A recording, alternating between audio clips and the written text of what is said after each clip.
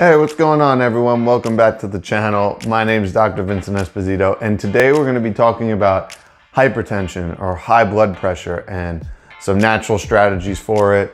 Can you do anything about it with your fork? And we are going to talk about all different things you could do with that today. But before we get to that, if you haven't already, please like and subscribe down below. I'm coming out with new videos twice a week, everything nutrition, health, wellness, and now even cooking videos. So if you're interested in learning some healthy recipes, we have that too. But let's get right into it.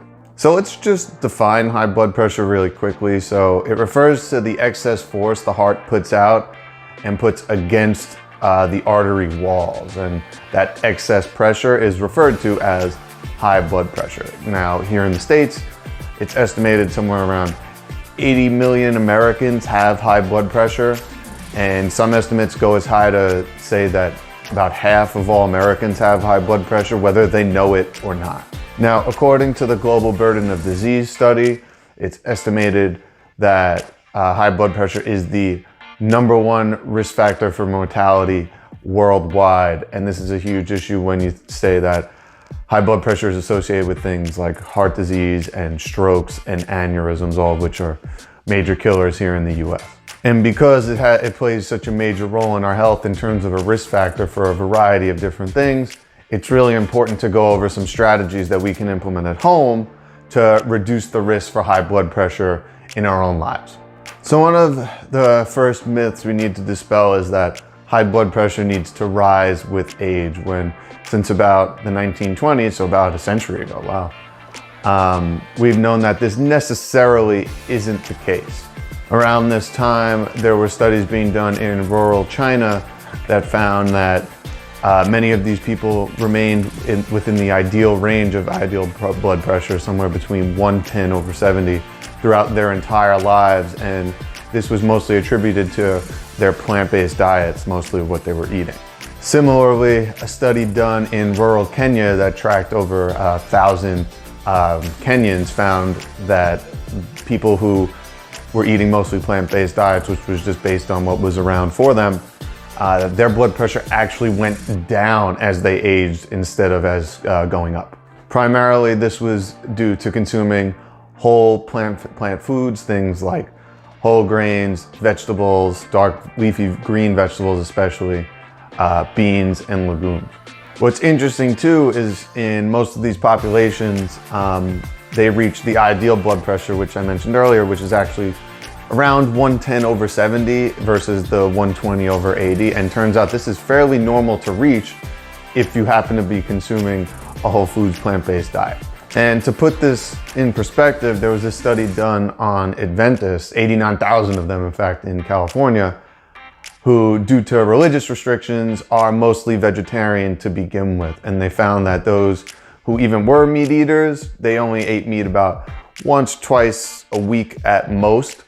There was a sliding scale to how much meat and animal products they ate and consumed with blood pressure levels. So as they shifted more towards vegetarian and vegan, whole food, plant-based approaches, their blood pressures actually normalized and came down.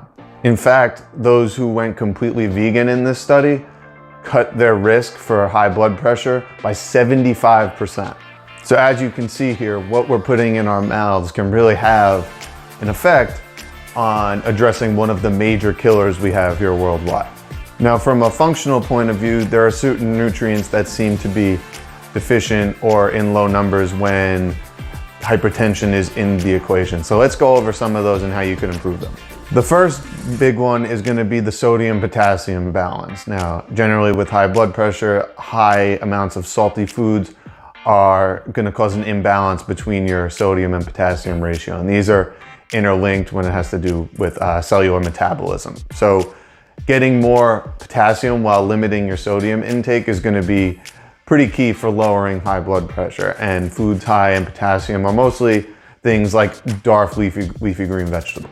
Now, along with high blood pressure, a lack of potassium is associated with heart arrhythmias, muscle cramps, and mental confusion, and there's a few other symptoms that are associated with it. Some foods particularly high in potassium include tomatoes, apricots, and potatoes.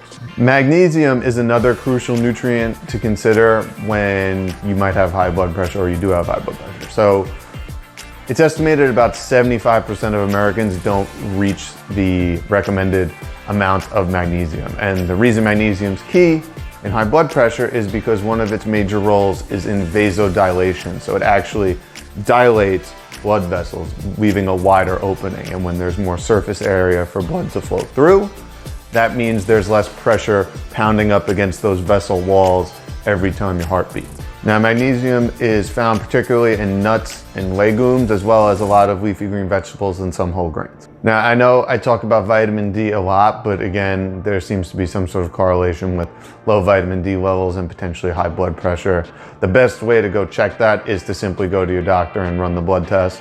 If it's low, definitely consider a vitamin D supplement if you can't get outside more often. Now, considering the heart is the most active muscle in the body, we need some nutrients to provide the energy it needs to run properly. And CoQ10 is really important for that. Now, the tricky part about CoQ10 is drugs like statin and other drugs that are trying to lower cholesterol levels tend to lower numbers of CoQ10 as well. So if you happen to be taking one of those, you might want to consider a CoQ10 supplement because it depletes those stores. Some plant sources of CoQ10 include broccoli, cauliflower, spinach, and peanuts. You can also find CoQ10 in animal products, in all animal products. So if you aren't completely vegan or vegetarian and you have meat once in a while, getting a high quality animal product will get you some CoQ10 as well. One other thing to be aware of is if you happen to be taking some sort of antihypertensive drug, they tend to leave you more deficient in nutrients, ironically, that you need to relieve hypertension. Diuretics, for example, decrease levels of potassium, magnesium, CoQ10, zinc, and important B vitamins we need. And beta blockers can deplete CoQ10 and zinc stores. So again, if you might be taking these medications, it might be worth your while to consider a supplement while you're on the medications, and just consider that going forward. Along with the food aspect of high blood pressure, stress can play a key role. So when we're stressed out, blood pressure seems to rise.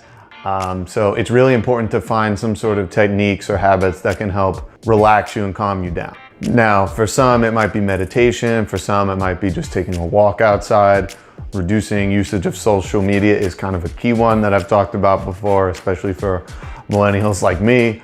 And there's a ton of different strategies you can use. I will link my stress video above, and you could check that out for some more strategies to be helpful there. Another key is to get adequate amounts of exercise to make sure your heart is functioning properly. Now, ideally, you want to be able to work yourself up to somewhere between 45 and 60 minutes a day. If you've been inactive for a long time, start with 30 minutes, even if it's just a walk, a 30-minute walk, and kind of increase the intensity as you get more into it. And I can link my exercise video here as well if you're looking for a way to kind of get started there. Getting proper amounts of fluids is really important. So upping your water intake is really key. So you want to make sure you're getting somewhere around half your body weight in fluid ounces of water. So that's something to really keep an eye on as well. Getting proper amounts of sleep is also crucial. So you want to be making sure you're getting somewhere between 7 and 9 hours per night. Again, people kind of range on what they work best on. So that's something you'll have to play with on your own.